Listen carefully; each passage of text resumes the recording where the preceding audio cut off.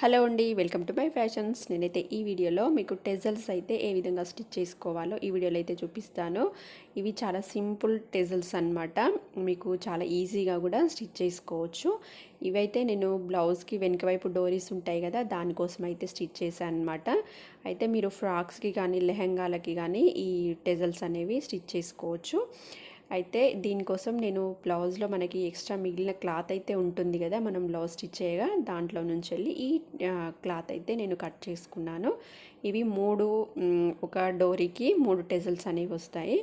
దానికోసం 4 ఇంచుల వెడల్పు 4 ఇంచుల పొడవుతోటి క్లాత్ అయితే కట్ చేసుకున్నాను. ఇది మనకి కింది వైపు పై వైపు పింక్ కలర్ అనేది వచ్చి మధ్యలోనైతే ఈ బ్రౌన్ కలర్ అనేది వస్తుందన్నమాట. ఇది కూడా మనకి శారీలో క్లాత్ అయితే తీసుకున్నాను నేను. దానికోసం అయితే ఇప్పుడు మనకి ఈ కోన్ షేప్లో ఈ క్లాత్ అయితే ఫస్ట్ నేను పింక్ అయితే స్టిచ్ చేస్తున్నాను. కోన్ షేప్లో దీన్ని ఫోల్డ్ చేసేసుకొని దానికి మధ్యలో థ్రెడ్ అనేది పెట్టిన తర్వాత ఇది నేను ఒకవైపు నుంచి వెళ్ళి స్టిచ్ చేస్తున్నాను. నేను వీడియోలో చూపించిన విధంగా మీరైతే స్టిచ్ చేసుకోండి.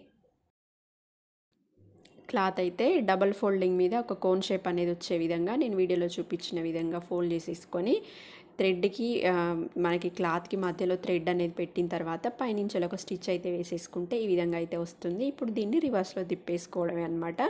అయితే ఇది మీకు ఒక సింపుల్గా అయినా కానీ అంటే ఒకటే కూడా దీన్ని స్టిచ్ చేసుకోవచ్చు. కాకపోతే మనకి ఒకటైతే కనుక చాలా సింపుల్గా ఉంటుందని చెప్పేసి నేను ఈ 3 కూడా స్టిచ్ చేస్తున్నాను అనమాట. 3 టెజల్స్ అనేవి స్టిచ్ చేస్తున్నాను.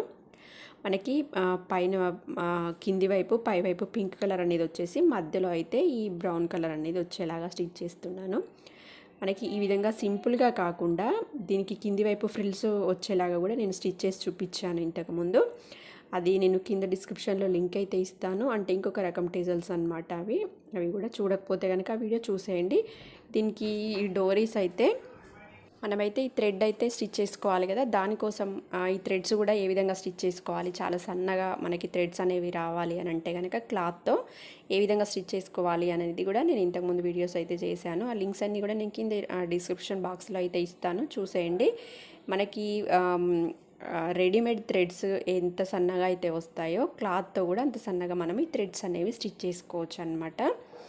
ఇప్పుడు పై వైపు కూడా పింక్ కలర్ క్లాత్ అనేది స్టిచ్ చేసుకుంటున్నాను నేను. ఇప్పుడు అంటే 3 కలర్స్ అనేవి వస్తాయి అన్నమాట.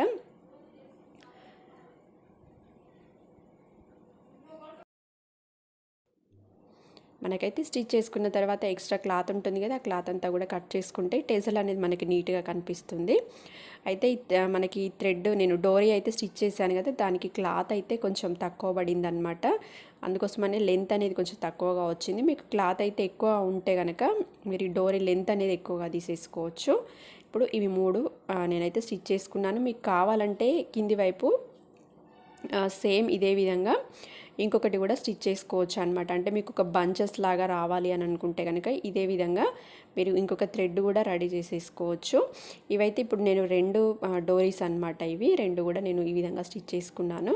మీకు సింపుల్గా ఉండకుండా ఉండాలి అంటే కనుక ఈ విధంగా స్టిచ్ చేసుకోండి. అదేవిధంగా నా వీడియో మీకు నచ్చినట్లయితే కనుక తప్పకుండా నా వీడియోని అయితే లైక్ చేయండి.